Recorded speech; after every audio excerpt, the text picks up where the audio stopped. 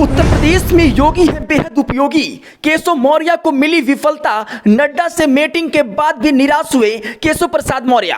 योगी, मोदी और जेपी नड्डा योगी आदित्यनाथ को कभी नहीं हटाएंगे। योगी की हिंदूवादी पावर को पहचानते हैं मोदी।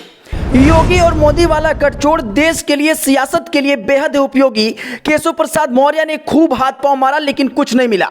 जी, उत्तर प्रदेश की राजनीति में इस समय मुख्यमंत्री योगी आदित्यनाथ बनाम डिप्टी सीएम केशव प्रसाद मौर्य के बीच एक सियासी मुकाबला चल रहा है और इस मुकाबले में आक्रामक बैटिंग करते हुए केशव प्रसाद मौर्य ने यूपी से दिल्ली तक की दूरी 24 घंटे के अंदर तय कर ली।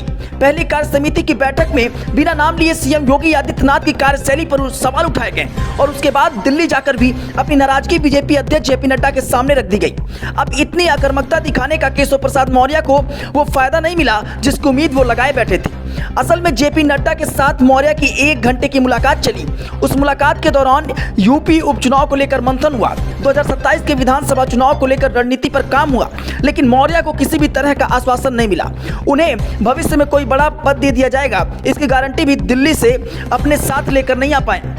अब यह विफलता ही बताने के लिए काफी है कि उत्तर प्रदेश की राजनीति में और बीजेपी के लिए वर्तमान में योगी आदित्यनाथ से बड़ा कोई दूसरा चेहरा नहीं है। कहने को इस बार लोकसभा चुनाव में यूपी में बीजेपी को सबसे बड़ा झटका दिया है, लेकिन योगी समर्थकों ने नैरेटिव सेट करने में देरी नहीं लगाई कि योगी के पसंदीदा प्रत्याशियों को चुनावी मैदान में नहीं उतारा गया। और इसके ऊपर अभी तक जो खबरें सामने आ रही हैं उससे साफ संदेश मिलता है कि बीजेपी हाईकमान भी योगी आदित्यनाथ को हटाने को तैयार नहीं है।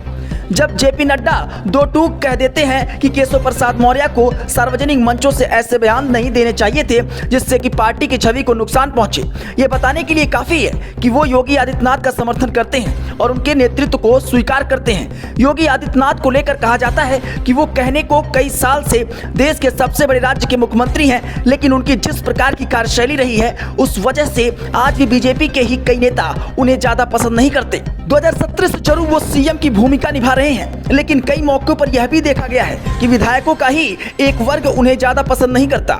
लेकिन इन सब के बावजूद भी योगी आदित्यनाथ इसलिए टिके हुए हैं क्योंकि बीजेपी हाईकमान और मोदी शाह की जोड़ी उन्हें पसंद करती है, उन्हें सही मायने में उपयोगी मानती है, फिर चाहे यूपी की सियासत के लिहाज से हो या फिर देश की राजनीति में प्रचार के लिहाज से। Bureau report, Hindi network.